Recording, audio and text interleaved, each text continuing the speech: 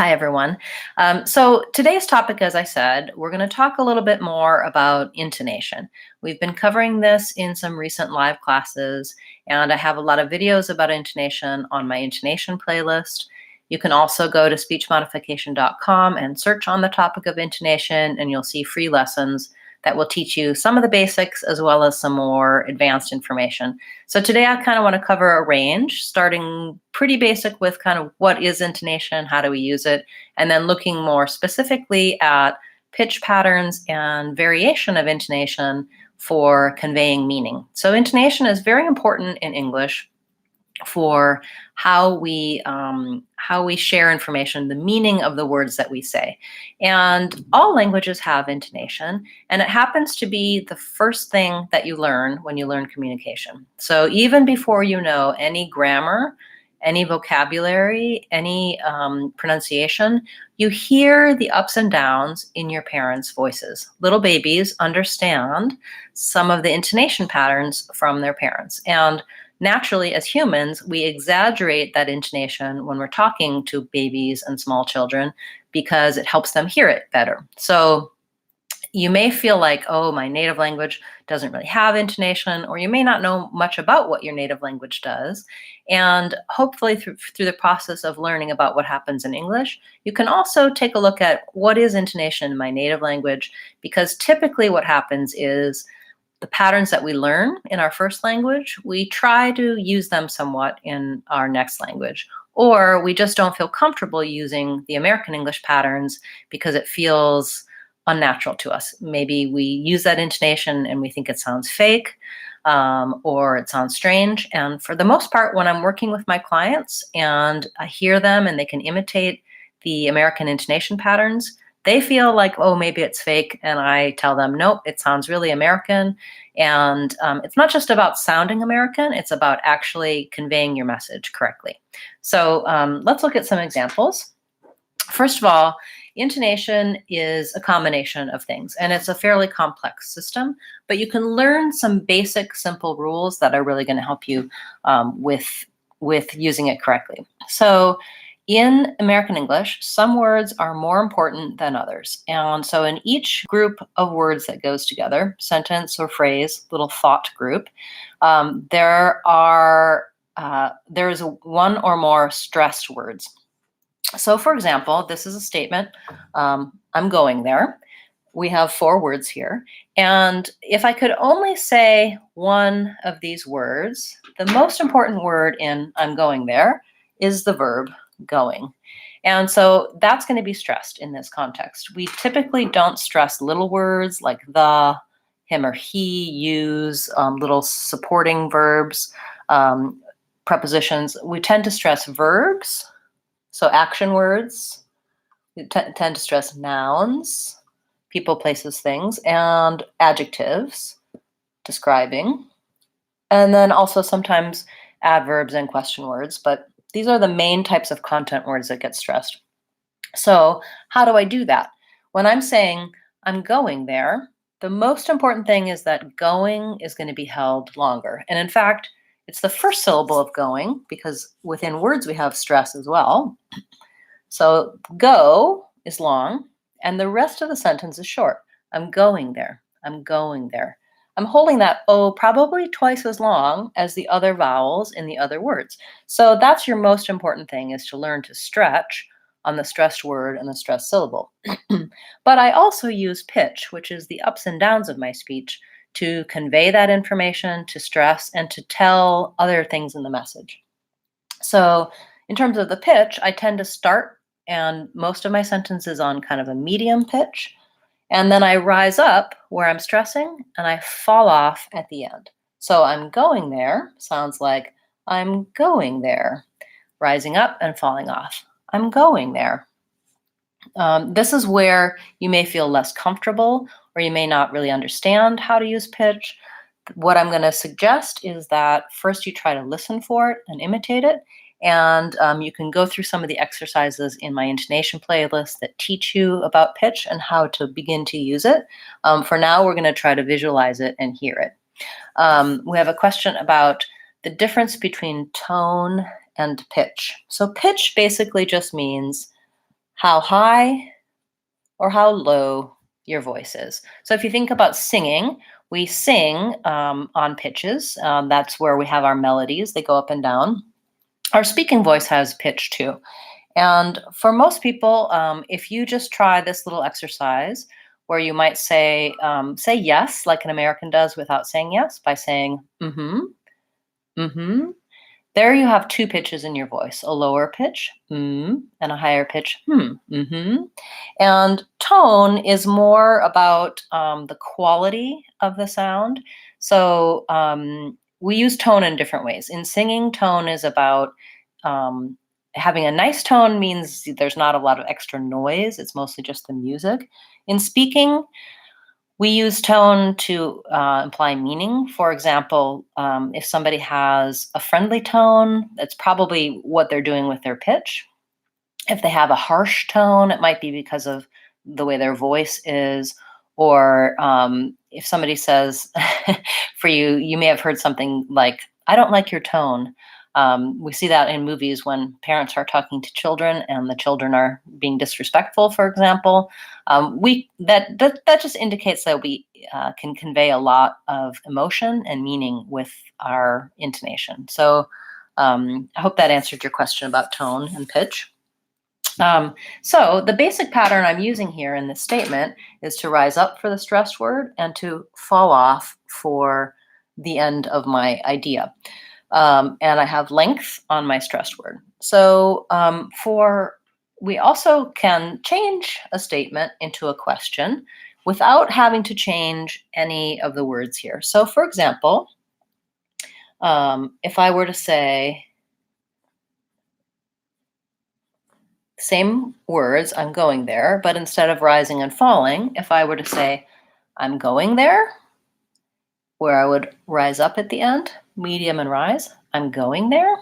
I still have the length on going, that's still my stressed word, but instead of indicating that I'm finished, I've made a statement, I'm questioning what's happening. I'm going there.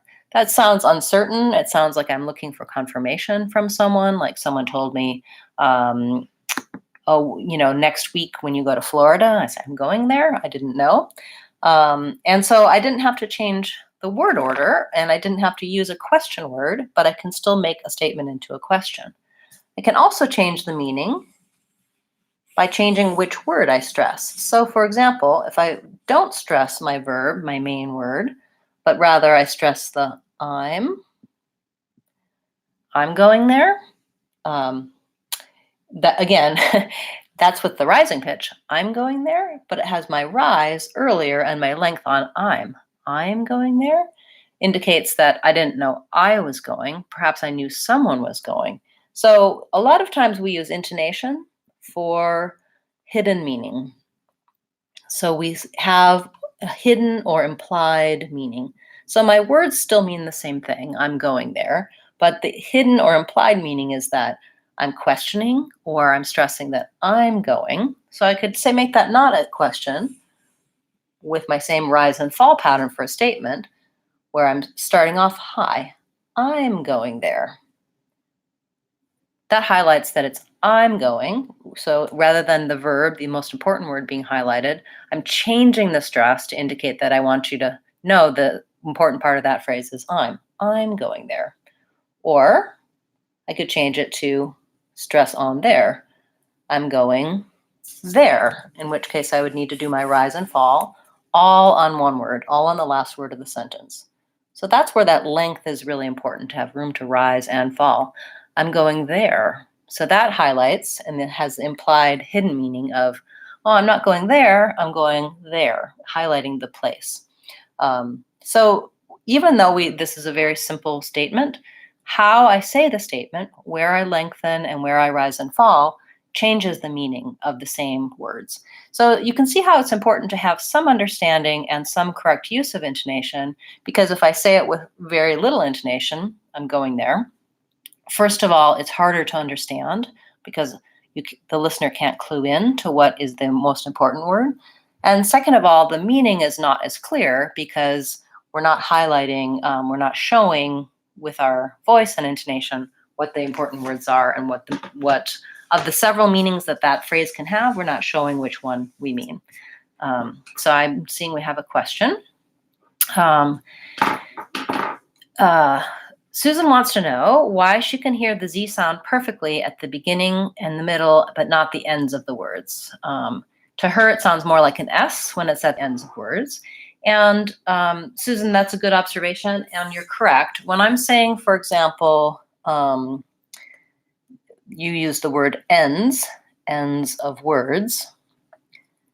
When I'm not hearing the Z at the ends of words, what a Z is and how it's different from an S is that my voice is on. So when I say zzz, I can feel the vibration in my throat. And when I say ss, there's no vibration in my throat, but nothing changes in my mouth. And I know you're already aware of this.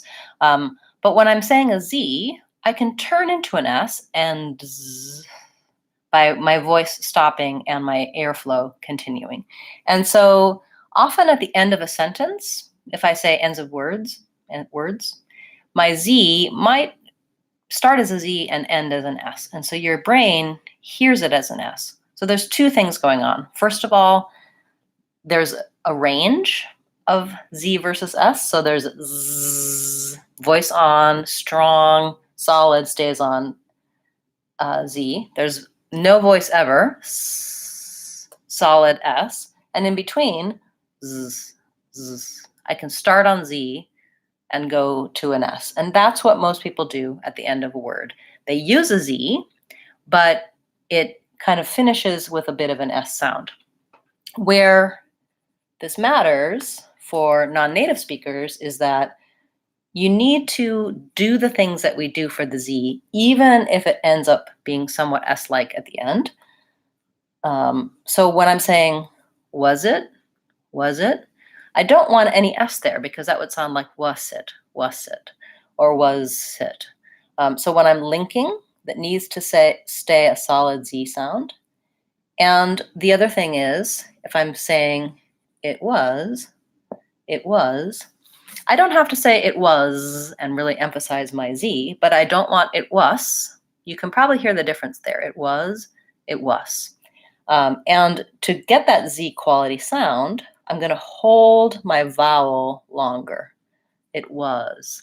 So I can hear this when I do contrast words. For example, if I'm saying a sentence with a bus versus a buzz, my S and Z are not that different. Yes, my voice is on for the Z, but the main difference here is that this one is a shorter duration vowel, and this one is longer. A bus, a buzz. So I can even say this Z totally as an S. If my vowel is longer, you probably still perceive a Z sound. I'll do it this time with an S, but use the length. A bus, a bus. Could you hear how the second one sounded like buzz, even though I wasn't solid and strong on my Z? So there's a number of reasons. The first reason that you hear something S-like when you should be hearing a Z is that there is something S-like about it. The second reason is that in your brain wants to interpret the sounds of English the way following the rules of the speech sounds in your language. So in your native language, you probably don't have Z sounds at the ends of words. And so your brain doesn't have a spot for interpreting that. And so your brain just fills in the gap here. Despite the fact that I'm saying buzz and not bus, you may hear the same sound both times. You can develop your brain to be able to hear that better. And to do that, I recommend listening to contrast words like buzz versus bus and practicing in your speech using that linking and that vowel length to have that Z quality sound. So that's a very long-winded answer to your question, but I do think that that many people have this pattern, and it's very beneficial to know about voiced and voiceless sounds at the ends of words. So thank you for the question, and I hope that that clears it up for you somewhat. Another question. You said, I'm going there, like I'm going there. I'm going there. Okay, so when I was talking about I'm going there, my statement in where I was demonstrating the intonation, you probably noticed that I was linking my words. I'm going there, And even though I'm not dropping off the TH sound entirely because I'm linking I'm going there, my NG sound moves right into my TH sound. It's a linked phrase. And so I'm not pausing, going there, and making two different points of articulation. I'm going from going there. My tongue is already ready for the TH so that I can say that smoothly and fluently. There are places where we do drop off. Like, for example, I wouldn't do that in going there, but I would do that in, for example, what are, or where are you going? What are you doing?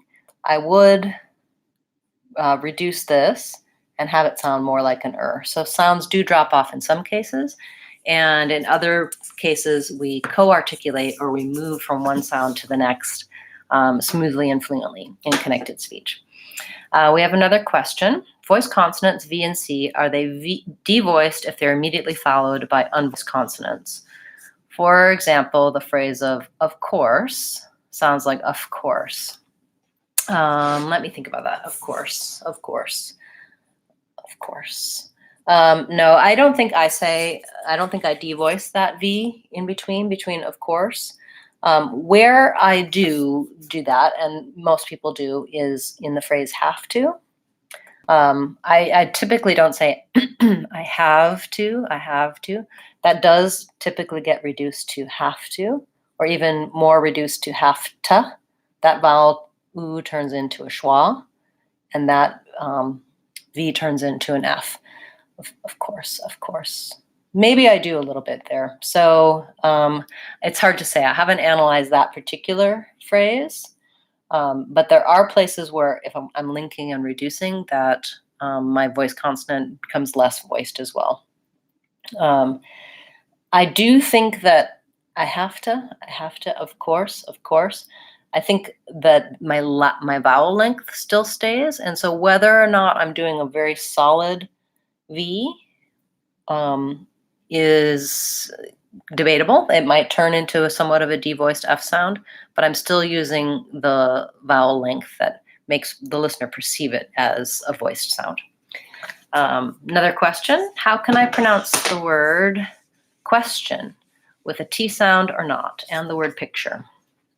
Okay, question is spelled with the letter T, but it doesn't have a T sound here. Question. It has a CH sound. So we really should spell it more like question if we were going to be consistent with our spelling. The TION in this case is a question. Yeah, in this case it's a ch sound, question. In the word picture, we do use a T sound, and that's more like a K with a T. Picture. Actually, that also is more of a CH sound. Because of the KT in the middle, picture, we again have a CH sound, picture and question. Great question, and I have to, as you see, when I'm analyzing the sounds in speech, I'm influenced by spelling as well. Sometimes we see the spelled letter and we think we need to put that sound that we associate with that spelled letter in. What I recommend for these types of questions is, of course, ask me, but also, and you can ask me during class, or you can comment on any of my videos with your question. You can contact me via email or via my website. But what I like to recommend people get used to using is on my website, you can see links to this, and also you can just search for it. I like using an online dictionary, and specifically I like the Oxford Learners Dictionaries.com is the link.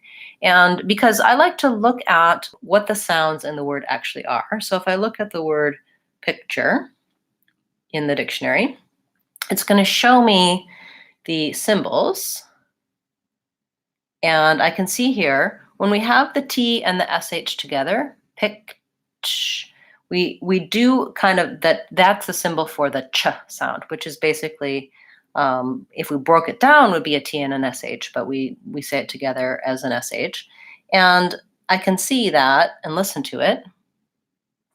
I guess I don't have the sound on here, picture, and I can hear the sounds and start to think about a way to rewrite the word, like I did for you a moment ago, with the sounds that I associate. So when I see a certain vowel letter or a certain consonant letter, I might try to insert and mispronounce the word based on the spelling. When I listen to it and I can break down the actual sounds in the word and rewrite them in a way that makes sense to my brain, spelling-wise, that tends to be useful. And that's going to be our topic next week, looking at spelling and sounds and helping you understand what the sounds are, how we typically spell them, and then where we go astray, like what words we tend to mispronounce because of how they're spelled rather than any difficulties with making those sounds. Okay, next question. Let's see, how to pronounce in linking as get him or words with him. Yes. So the word him, when we're linking the word him, sometimes we leave off the H sound. So if I were to say, I'm going to get him,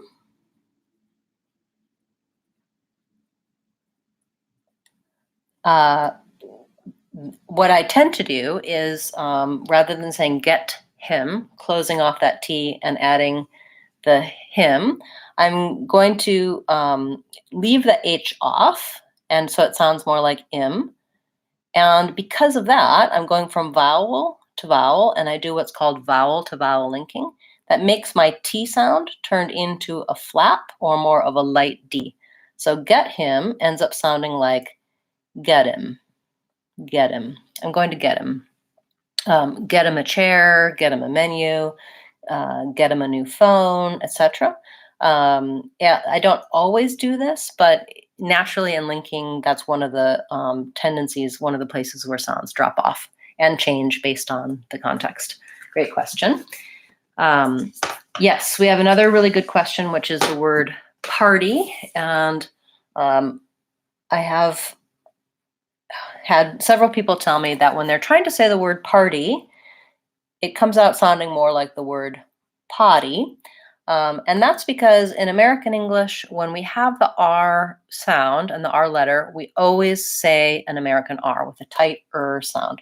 So in party, we have the ah and the par, and then we tend to use a flap T there. So it sounds a little more like a D, party, versus potty would be the ah sound, same sound, and the flap T and the Y. Or actually, if I'm saying it this way, it's more like how the British would say it. They would say potty, potty. They just use a schwa, an sound for their, or they leave the R out entirely when it's in the middle or ends of words. So we would say party. British would say potty. To be able to make that difference, you can try just doing the word R, open, have an open ah, and then your R, then try party. So it's going slowly enough to really enunciate and have that tight American R in there, and it's making sure that you have that together with the vowel sound. Next question about general, how to pronounce the word general. And Susan wants to know, is it 3 syllables general or 2 syllables general? And this is a great question. It looks like 3 syllables, general. I think most Americans will say that with 2 syllables, general. Some words that look like 3 syllables and aren't are words like different. We don't say different. We always say different. Some words like general, we can say general or general. I will show you a link for that here on my website because this is something I've covered before. And so typically when I'm saying in general or general information, general store, I'm going to use the most reduced shortened version. If I was lingering on that word, saying in general, I might say all 3 syllables. So I'm going to show you, if you go to speechmodification.com and you go to free practice.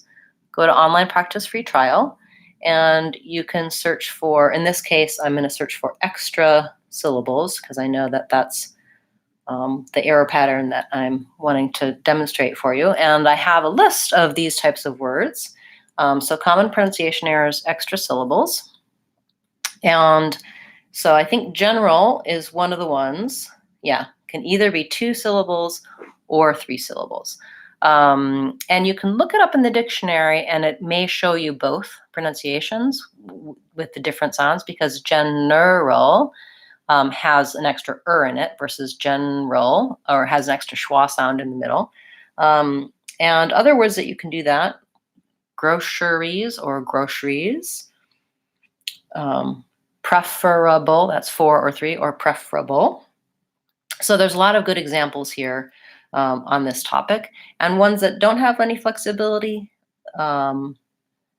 different, interest, etc. So you want to always use just 2 syllables on those words. Great question.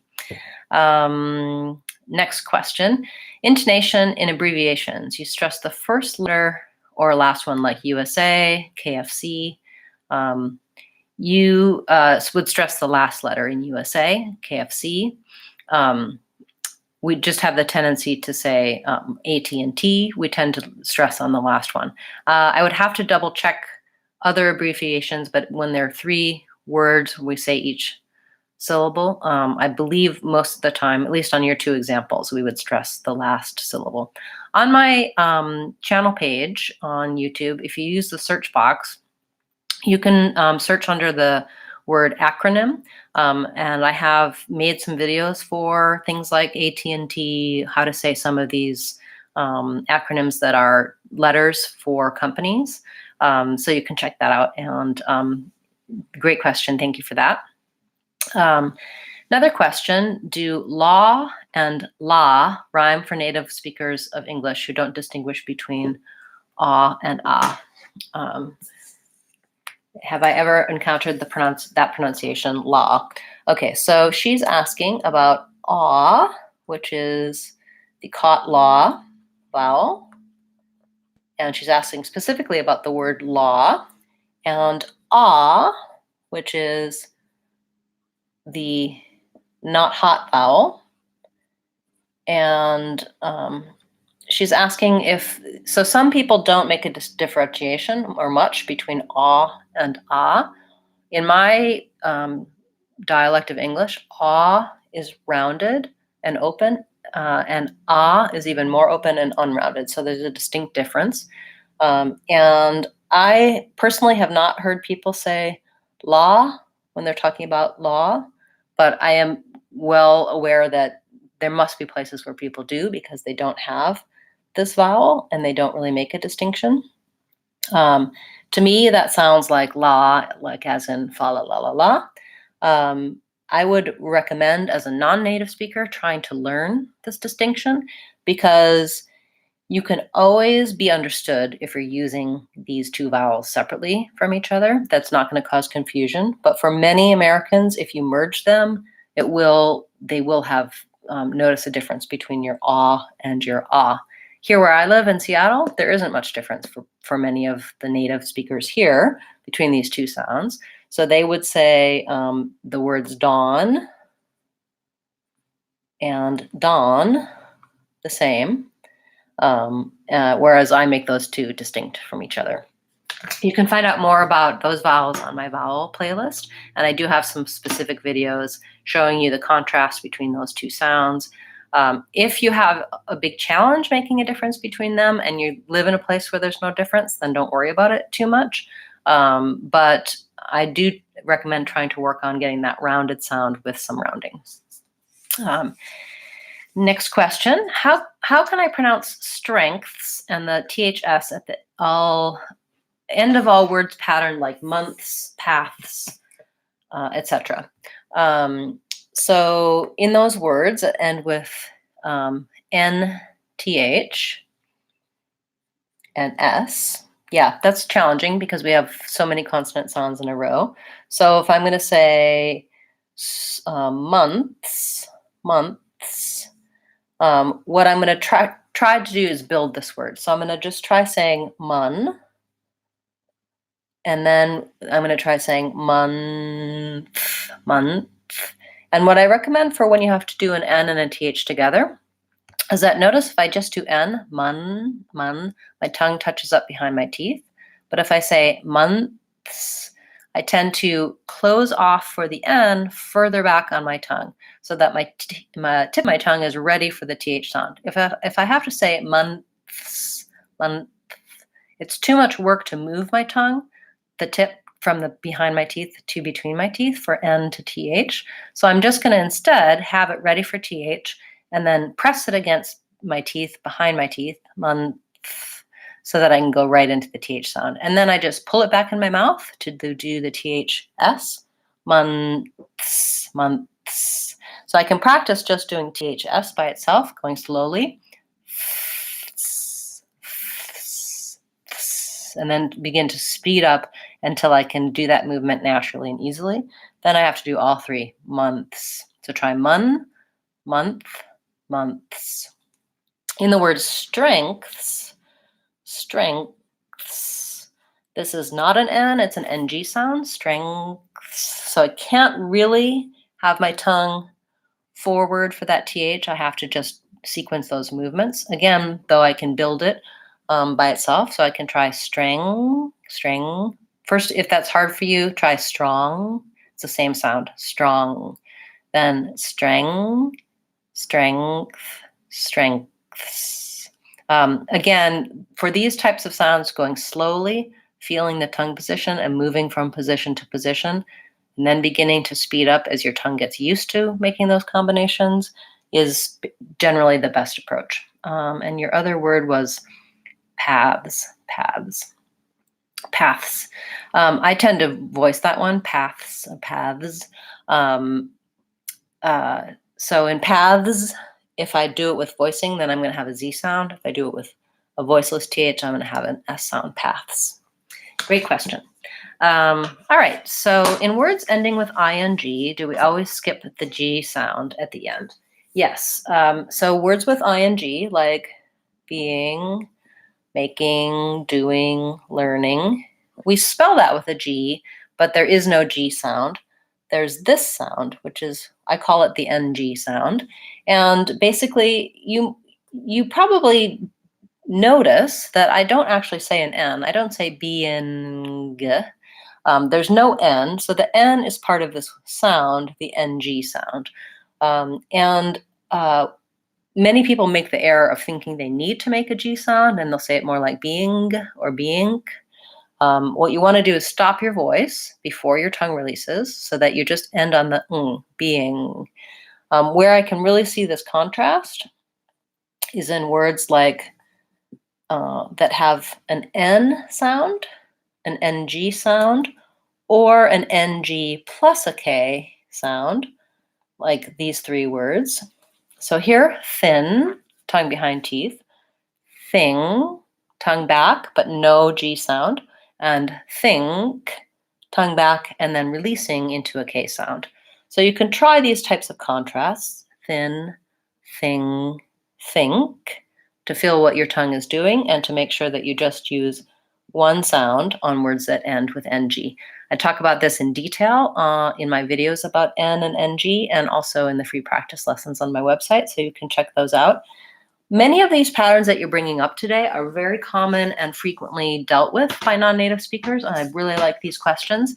You can get help for these questions and other patterns that affect almost everyone who's learning English as a second language on my website in the free practice materials like I mentioned. And also, I'm going to recommend one of my online courses for you guys, which is my American Accent 6-week course. And so on speechmodification.com, if you go to the courses page, you can check out our various SMART courses. This is the best one for starting off because it covers pretty much almost everything that you mentioned today. All of your questions will be covered in this course. So it consists of videos and lessons. It walks you through the steps of learning to change your speech, particularly with identifying these types of accent error patterns that you're going to have in your speech based on your native language. And It's designed to hit the ones that are the most important for being well understood and that affect most people in most languages. And you can check it out for free. There's a free trial.